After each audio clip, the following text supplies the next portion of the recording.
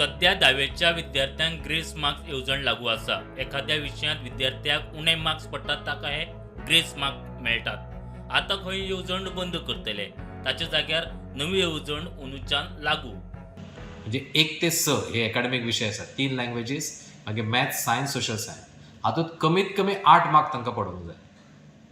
आनी school assessment सब्जेक्टात 60% 2 विशयांनी आनी उरलेल्या 2 विशयांनी खंयच्याय 2 विशयांनी तांकां कमीत कमी 50% पडूंक जाय। जाल्यार तांची 2 विशय तांचे ते अपग्रेड जावन ते प्रमोशनाक क्वॉलिफाय जातले। अशी ही रिवायज स्कीम आसा। पयली स्कीम कशी आसली आमची की ताका आमी ग्रेस मार्क्स 6 दिताले आनी स्कूल असेसमेंट सब्जेक्टाक ताका काय व्हडलो महत्व नाशिल्लो, ताका फक्त आमी ग्रेड क्वॉलिफाय जाल्यार पुरो आशिल्लें।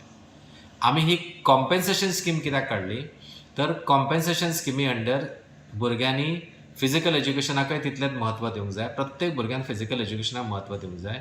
प्रत्येक भुरग्या कडेन एक तरी स्कील आसची which comes in terms of NSQF or it is तुगेलो IT आसतलो, म्हणून ताकाय म्हत्व दिल्लें आसा।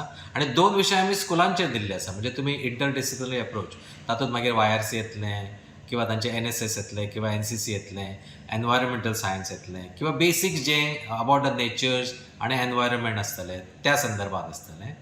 आनी एक विशय आसा जो आर्ट एज्युकेशन, जो तांच्या आवडीचो आसतलो, जो खंयचोय तांच्यांनी घेतलेलो आसा जाल्यार ते आमी स्कुलाक सांगलेलें आसा। तातूंतल्यान बोर्ड पेपर काडचो ना, बोर्ड फक्त ह्याच 2 पेपराचो काडटलो।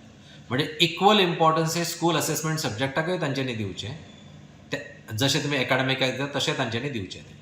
म्हणून ही नवीन स्कीम काडल्या जिची कॉम्पेन्सेशन स्कीम आसा। कौशल्य विकासाचे 4 विशय आसात, जांचे मार्क ह्या पयलीं कन्सिडर करिनाशिल्ले, आता ते काउंट जातले। पी आनी वोकेशनलाचेर बोर्ड काडटलो। खेळगड्यांक कॉम्पेन्सेशन स्किमी वांगडा स्पोर्ट्स स्किमूय चालू उरतली। Suppose if a student get minimum 8 marks to avail compensation marks, and to avail sports merit marks, we have just revised it to 10% of the external component, meaning a student has to get 8 marks किंवा 7 mark ताका सायन्सात 17 पैकी 7 mark घेवचे पडटले। Previously it was 11%।